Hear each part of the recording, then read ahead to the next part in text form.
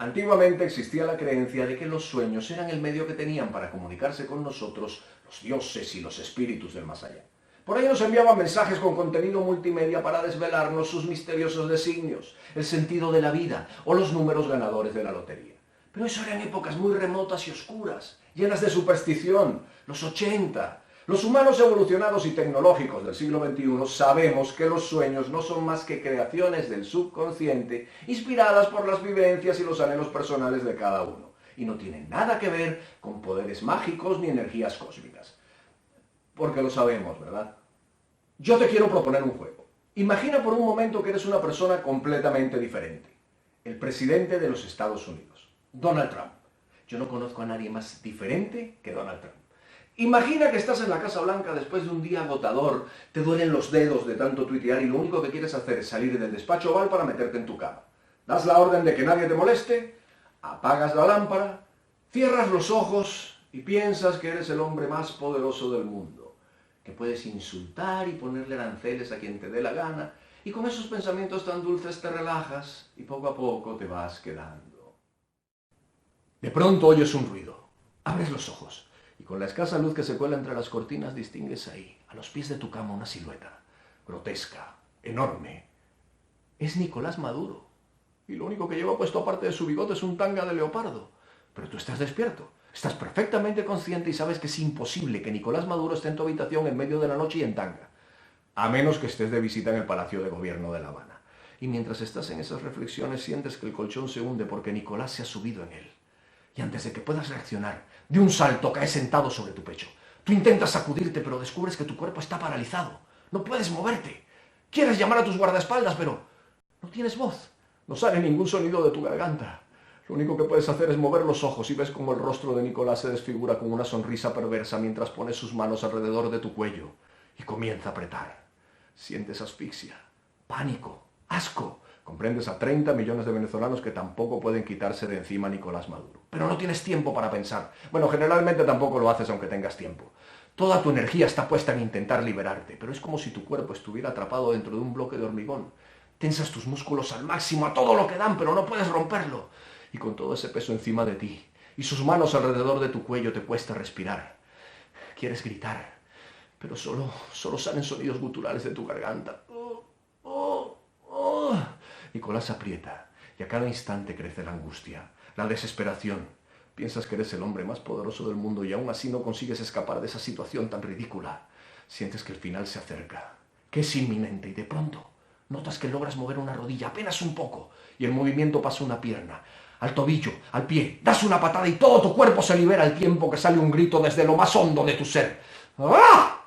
Enciendes la luz, miras a tu alrededor, pero no hay nadie en la habitación, solo Melania, que duerme a tu lado. No hay nadie en la habitación. Piensas que tuvo que haber sido una pesadilla. Sin embargo, se sintió tan real. Todo tu cuerpo está empapado en sudor. Tus músculos están cansados, agotados, como si hubieran realizado un esfuerzo enorme, y aún sientes la presión en el pecho y la sensación de sus dedos alrededor de tu cuello. Se sintió tan real. Fue tan real. Si alguna vez has vivido algo así, es porque has experimentado la parálisis del sueño. Eso, o antes de ir a dormir, cenaste callos y brownie con helado de postre. Pero no te preocupes, la parálisis del sueño es algo perfectamente normal y que puede ocurrirle a cualquier persona. No es nada del otro mundo. Literalmente no es nada del otro mundo. Dormimos un promedio de 8 horas diarias, pero no estamos soñando todo ese tiempo. Si no, sería como ver una temporada entera de Juego de Tronos cada noche. Soñamos en unos intervalos muy breves, de apenas unos minutos, que se repiten a lo largo de la noche. Y cuando tenemos los sueños más intensos es durante la fase REM del sueño. Del inglés REM, Rapid Eye Movement, movimiento rápido de los ojos o movimientos oculares rápidos. Seguro que alguna vez has visto a alguien dormir con los párpados cerrados y moviendo los ojos así a toda velocidad que parecen dos hámsters metidos en unas bolsas. Lo que ocurre en esa fase es que nuestro cerebro está en su más frenética actividad. Es como un DJ en lo mejor de la fiesta, que con sus controles delante baja el control del consciente a cero para que tu mente se apague y pueda estar fresca para mañana. Enciende al máximo el control del subconsciente para que puedas soñar a tope, y el control del cuerpo lo lleva al mínimo, casi apagado. Lo justo para que se pueda mover el diafragma y puedas respirar y cumplir las funciones vitales, pero con el cuerpo inmóvil para que evites representar lo que estás soñando. Así si sueñas que eres Uma Thurman en Kill Bill, no vas a estar dando patadas toda la noche pudiendo lastimarte o lastimar a la persona que duerma a tu lado, que tal y como están las cosas va a ser mejor que no. Si durante esa fase alguien entra a tu habitación a molestarte o suena el teléfono porque olvidaste apagarlo, el cerebro simplemente desconecta el sueño, conecta el cuerpo y tú despiertas. Pero en algunas ocasiones puede haber un error en el sistema operativo y tu consciente se dispara en medio del sueño. Quiere decir que estás despierto pero soñando al mismo tiempo, y si le añades que no puedes moverte ni hablar, puede resultar bastante aterrador. Cabe pensar que despertar en medio de un sueño no tendría por qué ser necesariamente malo. A fin de cuentas, la mayor parte de los sueños no son pesadillas, sino situaciones bastante agradables, placenteras. Lo que ocurre es que la parálisis del sueño es un trastorno del sueño que se caracteriza justamente por una intensa sensación de angustia, al menos en una de sus experiencias. Y hay dos tipos de experiencia de parálisis del sueño, que tienen unos nombres muy complicados, de esos que solo te van a preguntar en un crucigrama o en el pasapalabra. Como estamos hablando aquí en confianza entre tú y yo me voy a atrever a llamarlas simplemente las experiencias cortas y las experiencias largas. Las experiencias cortas pueden durar desde unos pocos segundos hasta 3 minutos y suelen comenzar con un ruido. Un golpe, algo que se cae, un grito, una palmada, una pequeña explosión, un ruido que si estás durmiendo con alguien más solo puedes escuchar tú.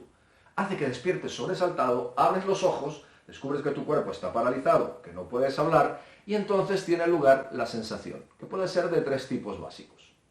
La sensación de presencia. Sabes que hay una presencia. No sabes muy bien qué es ni cómo es porque no la puedes ver. O bien porque está muy oscuro o porque se ubica siempre fuera de tu campo visual y como no puedes girar la cabeza no la ves. No te toca, no directamente. Respira en tu oído, susurra, te dice cosas que no puedes entender porque tiene pésima dicción y aunque no te toca, hunde el colchón, lo mueve, te tira de la manta, de la almohada, la puede poner sobre tu cara dificultándote respirar. Si has visto películas de terror, quizá te hayas fijado que durante la primera parte por lo general no puedes ver a la criatura, el fantasma, el asesino, lo que sea. Solo ves su sombra, oyes sus pasos, un reflejo que pasa delante de la cámara, y eso es porque los directores de las películas de terror juegan con tus emociones porque ellos saben que no hay nada que más temor nos dé que lo que no podemos ver. La sensación del íncubo. El íncubo en la mitología medieval era un demonio que se colaba en la habitación de las damas mientras dormían para poseer su alma o su cuerpo. Su contrapartida femenina es el súcubo. Ahí sí lo ves. Ves un demonio. Grande, pequeño, feo, bonito, con cuernos, sin cuernos, con alas, con plumas, con tutú, de la forma que te puedas imaginar que es un demonio. Ronda tu cama, te mira con gesto amenazante, burlón, mueve los muebles, te toca, te tira de los pies, de las manos, del pelo, se sube a la cama. Puede presionar con sus manos tu pecho, dificultándote respirar, o incluso sentarse en tu pecho y poner sus manos alrededor de tu cuello para estrangularte. Y la sensación de movimiento, que consiste básicamente en volar. Sí, levitas, flotas, te elevas, suena divertido eso de volar, ¿no? Pues puede ser una sensación corpórea, eso es que te elevas con tu cuerpo, flotas por la habitación, das una vuelta sobre tu cama y tienes la constante angustia de caer y como no puedes mover las manos para sujetarte de nada, hacerte mucho daño, o puede ser que flotes en vertical como si fueras un globo, te elevas hasta que chocas con el techo, pero como quieres seguir subiendo, te presiona contra él, produciendo agobio y sensación de dificultad de respirar. O puede ser extracorpórea, eso es que tu alma o tu espíritu se sale de tu cuerpo, flota por la habitación, incluso si miras hacia abajo te ves ahí en cama durmiendo con la boca abierta y babeando. Como no tienes cuerpo puedes atravesar la ventana o la pared, irte a dar una vueltita por el barrio y siempre tienes el temor de no poder volver a entrar en tu cuerpo. Como le pasó a Patrick Swayze en Ghost. Si aún así sigues pensando que volar siempre puede ser divertido, eso es porque nunca has viajado con Ryanair. Los tipos de sensación pueden darse de forma individual o mezclarse un poco de una, un poco de la otra en el mismo episodio. Durante todo el tiempo del episodio experimentas un continuo estado de angustia, de ansiedad, dificultad para respirar, estás intentando moverte o gritar y se acaban precisamente en el instante en que recuperas la movilidad o la voz. Lo que pase primero. Si es la voz puede ser que dando un grito, si es el cuerpo aunque muevas un músculo por pequeño que sea, el dedo de una mano, el dedo de un pie, un muslo, se desata como una reacción en cadena y todo tu cuerpo se libera. Puede ser que dando patadas, así que despertarás dando gritos o patadas o ambas cosas y si hay alguien durmiendo a tu lado probablemente también despierte. Pero no te preocupes, no hay ninguna consecuencia física de esto. Quiere decir que después caminas con normalidad, te mueves, respiras igual que siempre. Muchas personas me han dicho, sí, yo he sufrido parálisis del sueño, eso es cuando te estás quedando dormido y sueñas que vas caminando y de pronto caes en un hueco y despiertas de golpe. No, eso no es parálisis del sueño, eso es algo que nos ocurre a todos en el paso de la vigilia al sueño y se diferencia fundamentalmente de la parálisis del sueño en que cuando te pasa eso, lo del hueco, no sientes que esa noche puedes morir. Yo conozco personas que sufren parálisis del sueño y que en algún momento de sus vidas han tenido algún ataque de pánico y dicen que la sensación es exactamente la misma, con la salvedad de que la parálisis del sueño dura apenas unos intervalos muy breves, desde unos pocos segundos hasta 3 minutos, al menos en sus experiencias cortas. Y luego están las experiencias largas, que según los expertos duran alrededor de unos 6 minutos, como la publicidad de Antena 3. Aunque las causas son las mismas que en las experiencias cortas, lo que cambia es la sensación. Si hay parálisis del cuerpo o no, no lo notas, porque la sensación tiene que ver más con tu cerebro que con tu cuerpo. Lo que ocurre aquí es que despiertas en medio de un sueño. De un sueño como tal, de esa fantasía, de esa trama que crea tu imaginación. Despiertas ahí, por lo tanto no estás en tu habitación solamente, sino que puedes salir, puede haber otros personajes, puedes caminar por el barrio, puedes salir del país, del planeta, incluso de la galaxia. Son sueños. Seguro que has tenido uno de esos sueños alguna vez que despiertas pensando que fueron muy reales, que piensas, vaya, qué sueño tan verdadero he tenido. Eso es lo que llaman sueños vívidos. Y la diferencia es que cuando lo tienes, por más realista que haya sido, siempre sabes que se trató de un sueño. En cambio, las personas que tienen estas experiencias no lo saben. Su cerebro está tan confundido que llegan a pensar que todo lo que vivieron, sintieron, tocaron, incluso olieron durante el sueño, les pasó de verdad. Lo único que te puede salvar de creértelo es tu sentido común. La lógica que te dice, a ver, es imposible que yo haya vivido esto, tuvo que haber sido un sueño. Pero si no andas muy bien de lógica, lo más probable es que termines defendiendo tu sueño en uno de esos programas de televisión sobre fenómenos paranormales. Dicen que entre un 40 y un 60% de la población en algún momento de sus vidas, en temporadas de mucho estrés, de mucha ansiedad, puede llegar a experimentar por lo menos un episodio de parálisis del sueño. Así que ya ves que no es algo que sea tan poco común. Pero también dicen que hay un pequeño porcentaje que experimenta a lo largo de toda su vida, de forma continua y repetitiva, episodios de parálisis del sueño. Yo no soy ningún experto en sueños, no soy psiquiatra, ni psicólogo, ni neurólogo, ni Paulo Coelho. Soy simplemente una persona que sufre parálisis del sueño desde que tenía 10 años, que es más o menos la edad en que comienza a padecerse, como el acné o el marxismo. La primera vez que me ocurrió la recuerdo con total claridad, como si hubiera sido anoche. Estaba en la habitación de mis padres, tumbado en la cama con papá viendo la tele, me dio sueño, me giré de cara a la pared y me quedé dormido. Al poco tiempo escuché en mi oído muy fuerte el primer acorde de la canción A Hard Day's Night de los Beatles. Sí, ese es otro problema que sufro desde muy pequeño y es que me encantan los Beatles y creo que tampoco tiene cura. Desperté. Imagina la impresión de un niño de 10 años que despierta con el cuerpo completamente paralizado. Yo quise avisar a papá, pero no pude. Solo podía mover los ojos y lo único que veía era la pared y el reflejo de la televisión en ella. Intenté moverme, gritar, y así estuve un rato sin conseguirlo hasta que escuché otro ruido en mi oído. Esta vez fue una risita, como un susurro, y yo sabía que no era papá. Hacía poco unos ladrones habían intentado robar en casa. Saltaron el muro del patio de atrás por la noche mientras todos dormíamos y se llevaron algunas tonterías. No nos dimos cuenta sino hasta el día siguiente. Y yo pensé que aquella noche habían regresado y nos habían encontrado a todos despiertos. Tenía muchísimo miedo por lo que podían hacer conmigo, con papá o con mi madre y mis hermanas que estaban en la planta de abajo de la casa. Estaba aterrorizado. Y por si fuera poco, noté que alguien empezó a tirar de la almohada bajo mi cabeza. Yo cerré los ojos. Si no podía gritar, ni correr, tampoco quería saber qué o quién me estaba quitando la almohada. Lo curioso es que una vez que me terminó de quitar la almohada, una mano se metió bajo mi cabeza, la levantó, puso la almohada en su sitio, posó mi cabeza suavemente y se retiró. En ese momento en que se retiró la mano pude girarme, vi a mi padre, vi que no había nadie más, solo nosotros dos. Él me miraba porque yo acababa de darle una patada. Le conté lo que me pasó y me dijo que seguramente era una pesadilla, que no le diera mayor importancia. Aquella noche no hace falta decir que yo dormí con mis padres, y aquello no se volvió a repetir, pero pasaron unos 5 o 6 meses cuando volvió a ocurrir y se convirtió en una rutina en mi vida. La frecuencia entre episodios nunca es exacta, pueden pasar un mes o 2, 3 semanas, 2 días, varios días seguidos o varias veces la misma noche. Nunca tienes un indicio, una pista de qué va a ocurrir, simplemente pasa sin aviso. Yo al principio lo contaba a mis padres y ellos se preocupaban mucho porque, claro, en aquella época el mayor avance que se había hecho en materia de investigación del sueño era la invención de la almohada cervical elástica que vendían por televisión. Lo que a mí me pasaba no solo no se sabía qué era, sino que se consideraba una experiencia paranormal, cosas de duendes, demonios y espíritus. Los pocos adultos amigos de la familia que sabían lo que me ocurría me recomendaban reza para que se te quite. Nunca faltaba el listo que me preguntaba si un diablito me había dado algún número para jugarlo en la lotería. Y no hacía falta tener poderes adivinatorios para darse cuenta de que si las cosas seguían por ese camino, yo iba a terminar, en el mejor de los casos, en la consulta de una bruja o un exorcista, y en el peor en la de un psicólogo. Y digo el peor porque en aquella época no existían los traumas.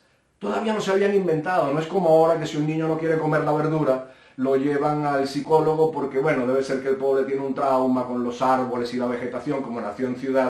No, en aquella época si te llevaban al psicólogo es porque tenías algo chungo, pero chungo de verdad.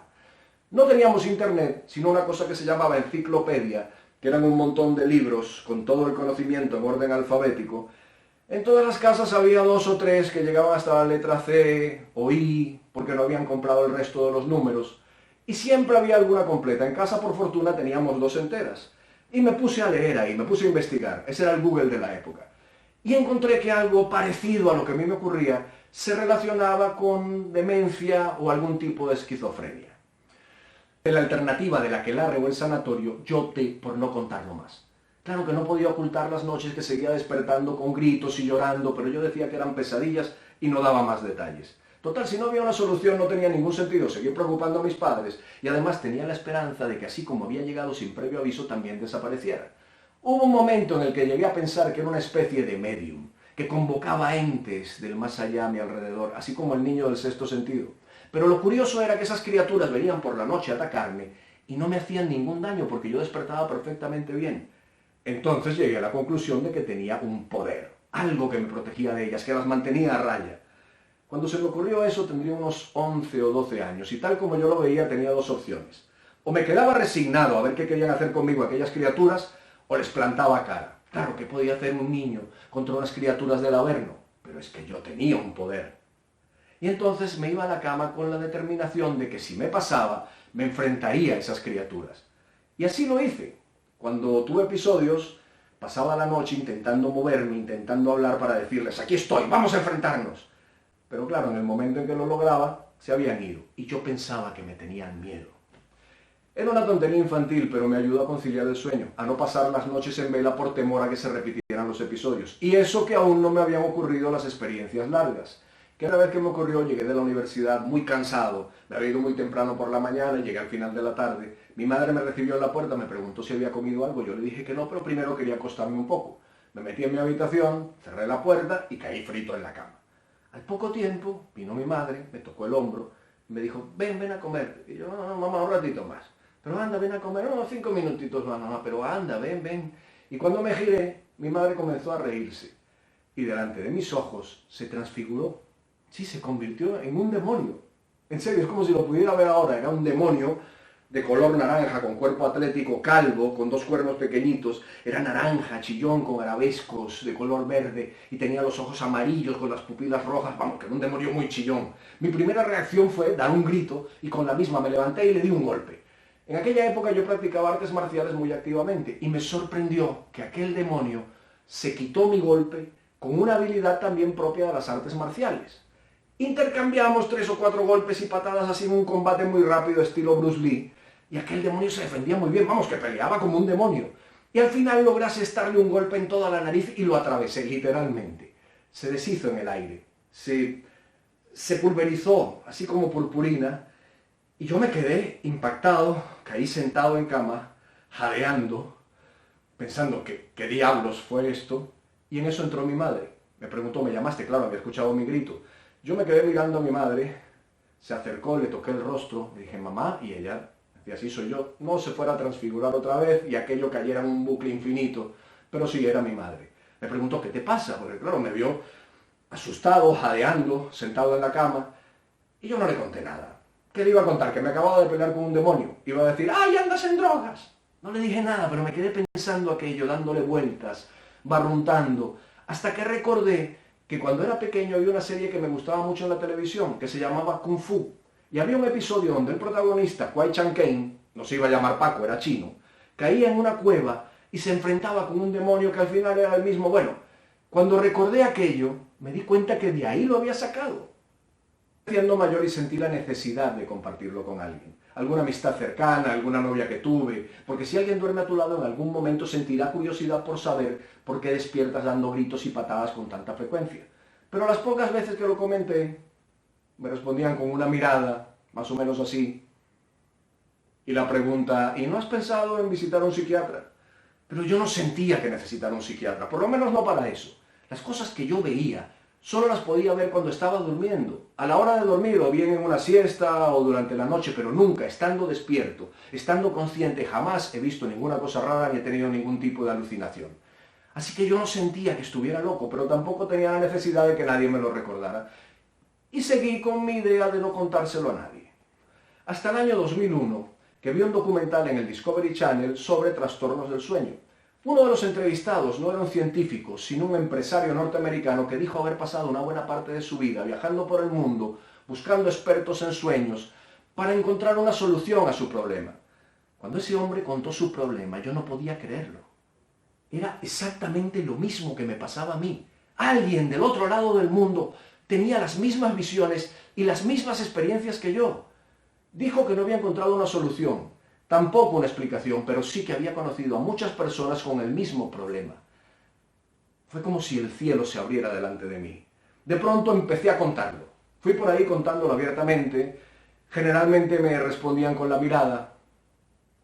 Pero en algunas ocasiones, algunas pocas ocasiones, encontré personas que me miraban distinto, me llamaban aparte y algunas veces con lágrimas en los ojos me decían, ¿a ti te pasa? A mí también. No estamos locos, ¿verdad? ¿Qué tenemos? Y yo les decía, no sé, pero no estamos locos. Y no fue hasta comienzos del año 2006 cuando apareció en una revista científica un artículo de un estudio que se había hecho sobre experiencias cercanas a la muerte. Y por primera vez se mencionaba algo llamado REM intrusion, intrusión REM, que un par de años después pasaría a llamarse parálisis del sueño. Yo todavía conservo ese artículo. Para mí es como una certificación de que no tengo ningún problema mental. Estoy aquí hablando con un teléfono, pero tengo mi certificación. Tengo por hábito investigar continuamente en internet a ver si hay alguna cura, si se ha descubierto algo nuevo, y me decepciona que básicamente la información que encuentro es la misma del artículo del 2006. No se ha avanzado mucho en el tema, aún se sigue pensando que está relacionado con demencia o con algún tipo de esquizofrenia, y yo no digo que no, puede ser que sí, pero somos muchas las personas que tenemos parálisis del sueño que no tenemos ningún tipo de trastorno mental. La parálisis del sueño es un trastorno del sueño, no un trastorno mental. También me preocupa que aunque no exista una cura, se receten ansiolíticos o antidepresivos. Para mí es el equivalente a tener dolor de cabeza y que te den un antidiarreico. Si bien eso está relacionado con el estrés o con la ansiedad, o suelen relacionarlo con ello, cuando yo era niño no pagaba impuestos ni tenía hipoteca. Y me han dado los episodios indistintamente si estoy con épocas de mucho trabajo o de vacaciones. Uno de los efectos de los antidepresivos es la supresión del sueño. Yo entiendo que estas experiencias son muy angustiosas, pero ¿realmente vale la pena dejar de soñar por tenerlas? Es como si fueras al médico porque te duele un dedo y te cortaran la mano. Los expertos recomiendan que cuando tengas un episodio te relajes, te tranquilices, que no pasa nada, que todo va a estar bien. Yo creo que es que nunca lo han vivido. Porque yo llevo años viviendo estas experiencias y aún no puedo evitar la sensación de miedo. Sé que no pasa nada, conozco la explicación desde hace años y sin embargo aún tengo la sensación de pánico. Yo no sé, he llegado a pensar que el miedo es un instinto natural, es un reflejo del cerebro cuando encuentra una situación de indefensión. Como no puede mover el cuerpo, dispara automáticamente el miedo. No lo sé, son cosas que se me ocurren. El miedo es algo evolutivo, es un instinto natural, es algo que nos permite reaccionar ante el peligro. Si no tuviéramos miedo seríamos como ratones con toxoplasmosis que se tiran en la boca de los gatos. Yo lo que hago cuando tengo un episodio es que cambio de postura, porque si estás en la misma posición es probable que se repita. Y si se repite, me levanto, doy una vuelta, voy a tomar agua, voy al baño y me vuelvo a acostar y lo más seguro es que no pase nuevamente. Las experiencias cortas las cuento por miles, las largas afortunadamente con los dedos de una mano. Y digo afortunadamente porque son bastante confusas, son muy curiosas. En una ocasión se me apareció la Virgen porque quería darme un mensaje para la humanidad y terminamos inmersos en una polémica teológica. Sin embargo, se han hecho estudios con personas que han tenido epifanías o abducciones extraterrestres. Eso es cuando vienen los extraterrestres en su nave y te llevan con ellos y te llevan a su planeta o por ahí a dar una vuelta. Todas las personas que se han sometido a estudio, que han tenido este tipo de experiencias, al final se les ha diagnosticado parálisis del sueño. ¿Qué hace que algunas se crean estas experiencias y otras no? Yo no creo que es porque sean más reales, yo no creo que sean más reales que las mías o de las personas que he conocido que tampoco se las creen. Quizá haya un componente de fe, de necesidad de creer en lo que te pasó. Si tú tienes la necesidad de creer algo, lo vas a creer contra toda prueba posible. Y ante eso no se puede hacer nada. Si se encontrará la cura, no sé tampoco qué es lo que lo produce, qué lo desata, nadie lo sabe. Quizá haya un componente genético, puede ser. No he sabido de nadie en mi familia que lo haya tenido antes que yo. Sí me preocupaba que mi hija lo heredara. Ahora ella tiene 12 años y hace más de un año que está experimentando los episodios. Y por ella es que he hecho este vídeo. Como suele hacerle más caso a los youtubers que a mí, he pensado que si me convertía en un youtuber, aunque muy malo y muy viejo, podía compartir mi experiencia con ella. Si has llegado hasta este momento, solo quiero que sepas que no te preocupes, que lo que nos pasa a nosotros es perfectamente normal. Y quizá tengas que vivir con ello el resto de tu vida, pero tampoco es tan malo. Te va a ayudar, vas a sacar un balance positivo. Porque una persona que se enfrenta a sus propios miedos y a sus propios demonios puede vencer cualquier cosa. Ten confianza en ti, ten confianza en tu raciocinio, en tu capacidad y sobre todas las cosas, nunca olvides que te amo. Si cuando era niño se me hubiera revelado en un sueño premonitorio que Madonna en el siglo XXI iba a terminar cantando reggaetón, me hubieran metido de cabeza en un manicomio.